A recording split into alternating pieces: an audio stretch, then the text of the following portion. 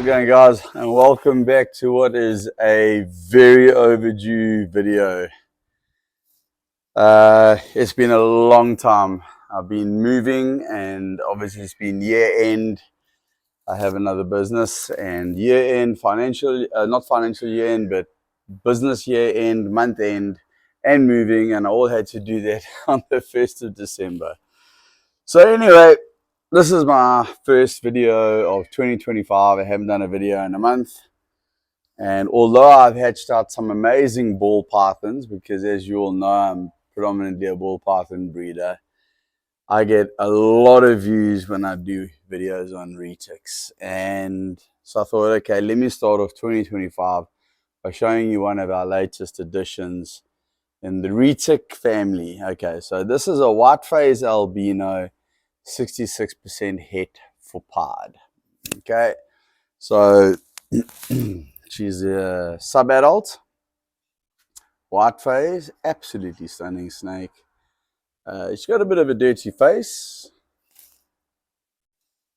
bit of a oh, by the way, and her belly, I don't know if you can see it, it's quite pink. Yeah, you can't really, yeah, there you go, that's a belly there. She's gonna shed. She had a massive rat. Her head a little bit dirty. She's been pushing up against the enclosure. So this is my latest addition to the collection, and the reason why is because I have on order. Obviously, it takes a couple of years for retics to breed. Okay, a female's got to be at least 10 feet. A male, and probably a good 4 years old, 5 years old, probably.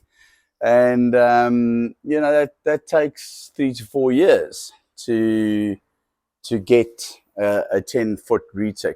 Look, you can get a 10-foot retic in 2 years if you power feed it. You can. It's not advisable. Okay, it's not natural. All right, so you want your snakes to have lean muscle. It's healthier for the snake.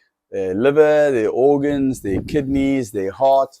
Because understand that every time they eat, all those organs increase in size, which puts tremendous strain on the snake while digesting the meal. Okay, so if you're constantly power feeding your snake, doesn't matter what snake it is, the heart and the kidneys and the liver and everything is literally doubling in size every single time just to digest that that meal. So I take the long route, and it'll take me 3 to 4 years. Well, this one's 2 years old, 3 years old.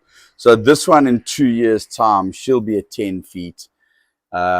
Maybe 12, and she'll be fed regular, and she'll be ready to breed. And her future partner, the sire, has not, well, he's still in the egg. The guy that produced this particular snake, I have ordered a visual male pied and a visual female pied from him. They are currently in the incubator. And so males can breed a little bit younger, probably about a year or two younger than the females, and they must be a little bit smaller. You don't want to have two 15-foot retics mating in the enclosure.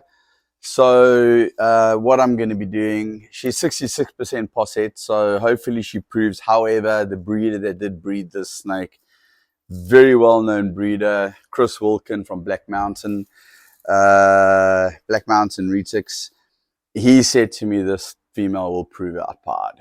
Okay, he's a good friend. We've done a lot of deals together, and he's not going to tell me if a snake's not going to prove out or not, if he doesn't truly believe it will. Okay, so here she is, and then her sire, we'll grow him up, and in about 2 years' time, he'll probably be a good 6, 7, 8 feet long, and then we'll pair him to her.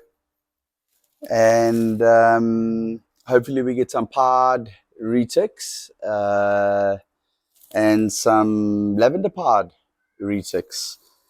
We just got to see what male we get from him, because as I say, Chris has mixed and matched different genetics with the different pods, so we don't know which ones are going to come out the shell. We don't know what genes he's going to get, and we don't know which one he's going to sell to me, because he's obviously going to keep the best for himself. And but he's a good friend of mine, so he'll make sure I get a really decent male for this female. Okay, so this is about the third time that I've handled her, guys. So there you go. Dispel the myth of the aggressive retic, the snappy retic that just wants to bite your head off. Okay, if you are calm and confident and you let your retic move around and, well, not block your microphone, and you just let the snake go around. I got a swimming pool around behind that wall there. I'm going to give it a nice big chlorine treatment tonight. It's been raining terribly here, and then I'll let it neutralize for a couple of days. And then I'm going to take all the retics out and let them all have a swim. It does nothing to them. It's wonderful to have a little swim with them. Gets them out, get them in the garden, fresh air, get them nice and stretched. I've got some nice big girls.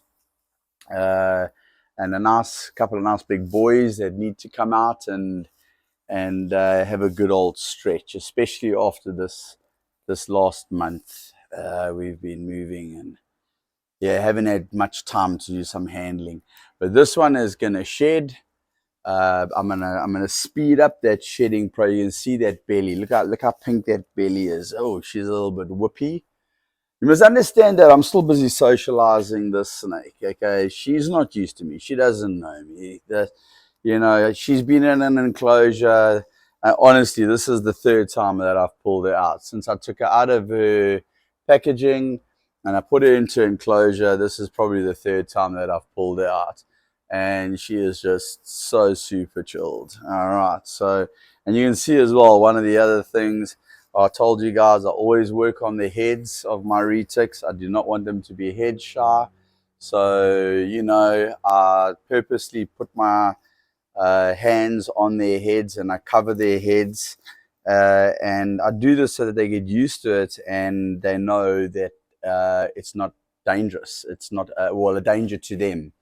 It's not a threat to them. So if by chance somehow I mistakenly do something and I'm working with one of my retics and it's wrapped around my neck and I turn to go get something from the cupboard and I bump its head, it's not going to bite me because it's used to its head being touched. Okay, I believe it's very important that a retic is head trained.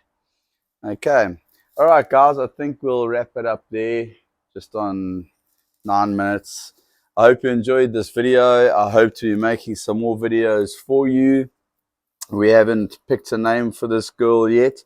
So she's a white phase she's a white phase albino, 66% head pod. Why don't you guys drop some comments? She's obviously a female. Drop some ideas in the comments below and some names. Come up with some names. What do you think would be a cool name to give this girl? I name the retics. Stop naming the ball pythons because there's like 400 of them. But the retics is like 8. So yeah, let's see who gets who will have the privilege of naming this retic. My good friend Grizzly. Grizzly, I know you're watching this and you're probably like, why hasn't this guy made a video? Grizzly, for those of you who don't know, is a subscriber, a fan of mine, a guy that watches my videos. Man, I used to drop a video a week, every 2 weeks, and man, he watched every single video, and he loved every single one, always commented, and I always looked forward to his comments. He's such a positive guy. Anyway, he named my last retic that I got, and we named her Valkyrie. She's a Sunfire Lavender Albino. And yeah, let's Grizzly, shout out to you, my brother. I hope you're watching this and haven't given up on me because I haven't done a video in a month. But yeah, I've had other commitments, bro. Life goes on, but it's not all about the snakes over here in South Africa. Yeah, we got a lot of stuff to deal with. So anyway, guys, that's it from me, over and out. Hey, and from us to you, from North Coast Constrictors to all of you, Happy New Year, Happy 2025.